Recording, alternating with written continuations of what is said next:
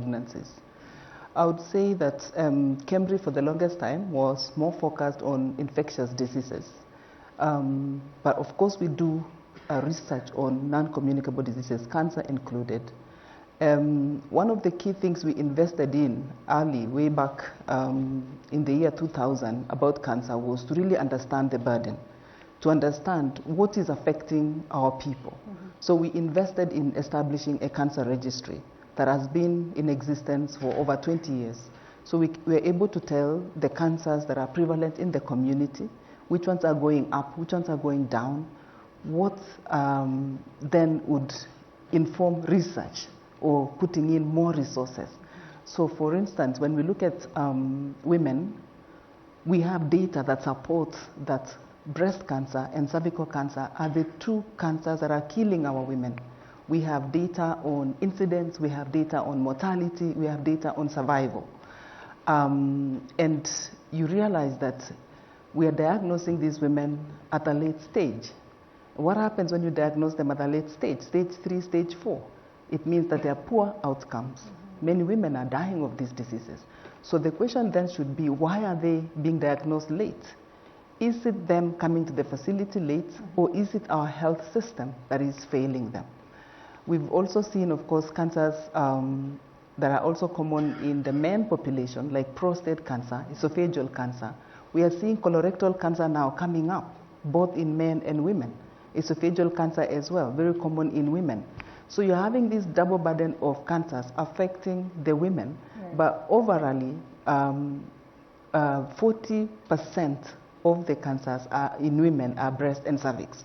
And as you've heard from Daktari, these cancers are preventable and they can be managed. We shouldn't be losing so many women to these cancers. Why? Because if we vaccinate, if we screen, then we are able to overcome cervical cancer. For breast cancer as well, if we did screening with mammography, we are able to diagnose them early and be able to treat. When you diagnose at stage 1, stage 2, survival from our research is very high. People survive 90% and above when they are diagnosed at stage 1, stage 2. But the unfortunate situation is that our data is showing that we are diagnosing them at stage 3, stage 4, when we know very well that the treatment, even as much as the doctors are trying, the treatment then become less effective. So we are doing research. Of course, there are other research beyond the surveillance that we are doing on cancer. There's lab research that looks into diagnostics, there's molecular research, there's research that looks at the genes, in relation to cancer. There's research that looks into the risk factors to isolate what are the risk factors that are really predisposing these cancers. But I want to say that funding for research is still very limited in our country.